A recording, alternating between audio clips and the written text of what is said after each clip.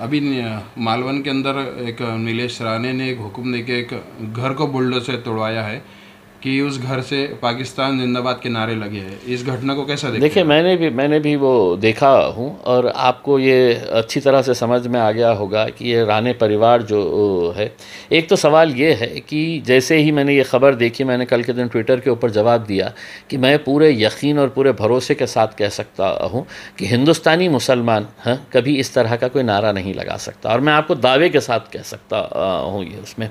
अब सवाल ये है कि नीलेश राणे उस घर के दरवाजे के पास चिपक के सुन रहा था कि घर के अंदर टीवी लगा हुआ है, कौन क्या नारे लगा रहा है, या नितेश राणे स्टूल लगाकर है तो स्टूल के ऊपर से चल के है तो अंदर झांक रहा था कि कौन क्या नारे लगा रहे थे करके उसमें। असल में इनके जहनों के अंदर नहीं, क्या मुसलमान मतलब देशद्रोही ही है करके, किसने सुना है, क्या सुना है करके, जिसकी बुनियाद के ऊपर वहाँ का प्रशासन जो है वो बुलडोज़र लेकर आकर तोड़ रहा है इसमें। बड़े बड़े अफसोस की बात है। और मैं समझता हूँ कि अब इसके अंदर हम ना प्रशासन की उम्मीद लगा सकते हैं, ना पुलिस से उम्मीद लगा सकते हैं। हम उम्मीद लगा सकते हैं अदालत से कि अदालत ने इनको फटकार लगा के पूछना चाहिए कि किसने सुना था, क्या सुना था करके उसमें। आपको मालूम है कि मेरी एक रैली कहीं पर हो रही थी, तो वहाँ पर किसी यूट्यूब चैनल वाले ने लगा दिया था कि वहाँ पे पाकिस्तान के नारे लगा गए थे करके। मैंने स्टेज के ऊपर से लिटरली गाली दिया था उसको कि मैं बोला हमसे ये उम्मीद नहीं रखना कि हम किसी और मुल्क का नारा लगाए। ये मुल्क हमारा है और ये मुल्क से हम मोहब्बत करते हैं, और वफ़ादारी का सर्टिफिकेट हमें कभी भी तुम्हारे जैसे लोगों से ज़रूरत नहीं पड़ेगी। बाद में है तो एसपी ने भी पूरी इंक्वायरी करा और इंक्वायरी करके बताया कि वो नहीं, वो बदमाश था, उसने गलत तरीके से इसको प्रोजेक्ट किया था करके। तो ये भी ये राणे परिवार हो सकता है कि उसकी दुकान के ऊपर नज़र लगी होंगी, उसकी ज़मीन के ऊपर नज़र थी होंगी उसके अंदर कि अपने को हड़पना है, कुछ ना कुछ तो भी बहाना ढूंढो और बुलडोज़र चला दो करके उसमें। और ये जो है ये कर सकते हैं, ये राणे परिवार जो है ना वो कर सकता है। हो सकता है उसको आगे चलकर कोई किराने की दुकान वहाँ पे डालना होगा, वहाँ पे बाप बेटों को बैठने के लिए, तो उसकी बुलडोज़र लेके आके गिरा दिए हो गया। कुछ दिन पहले उन्होंने स्टेज से अपने सीधा धमकी दी कि जो बीजेपी में नहीं रहेगा, मेरे मतदार संघ में इसका कोई काम नहीं होगा, अगर आपको काम करवाना है तो बीजेपी में आना होगा। मैं यही तो कह रहा हूँ कि ये जो गुंडागर्दी आज जो शुरू हुई है, इसको गुंडागर्दी कहते हैं कि स्टेज के ऊपर खड़े रहकर एक मंत्री ये कह रहा है कि तुम हमारे साथ आओ नहीं तो हम तुम्हारे को नहीं देंगे करके उसमें। यहाँ पर भी हमारे पास भी एक मंत्री साहब ने बोल दिए है कि विपक्ष के किसी भी आमदार को 1 रुपया नहीं देना चाहिए। भाई साहब, आपके घर से दे रहे हैं आप, आपको पालक मंत्री बनाया गया है ज़िले का, आपके जेब से आप कोई पैसा नहीं दे रहे हैं, आपके जेब के पैसों का आपने महल बना लिए हैं, आपके जेब के पैसों का आपने तो करोड़ों रुपये तैयार कर लिए है उसमें।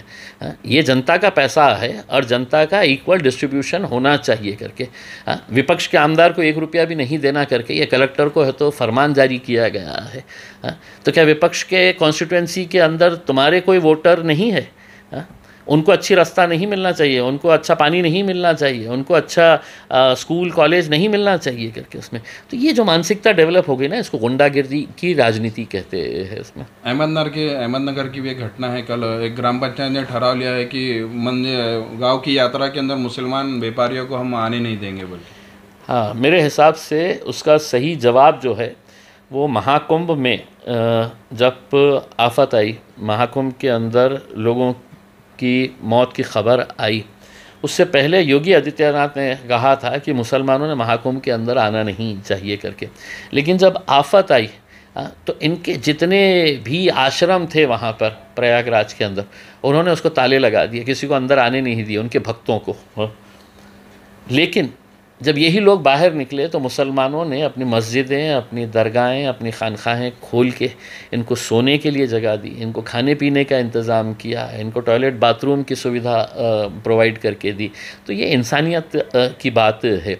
ये जो चल रहा है ये ऊपर से ही एक कड़ी, उन्होंने देखा है कि अरे योगी ने भी वैसा किया था कि चलिए हम भी कर देते हैं करके। तो मानसिकता वही है, जो मानसिकता योगी की थी वही मानसिकता ये ग्राम पंचायत की भी होगी उसके अंदर। लेकिन इन दी एंड उनको भी मैं यही कहना चाहूँगा, तुम कितना भी कुछ भी कर ले, ये मुल्क को तुम तोड़ नहीं सकते। ये मुल्क के अंदर हिंदू, मुस्लिम, सिख, ईसाई, दलित, क्रिश्चियन, पारसी सब साथ में मिलकर रहने वाले हैं। तुम्हारे जैसी घटिया मानसिकता के जो लोग हैं इस मुल्क के अंदर, और वो सभी समाज के अंदर मौजूद है, तुम्हारे अंदर है तो हमारे समाज के अंदर भी 1%, 2% ऐसे लोग मिलते हैं। तो ये 2% में के आप जैसे लोग हैं जो इस तरह के ऑर्डर पास करते हैं, फरमान जारी करते हैं, लेकिन उससे तो देश को कोई फ़र्क नहीं पड़ने वाला।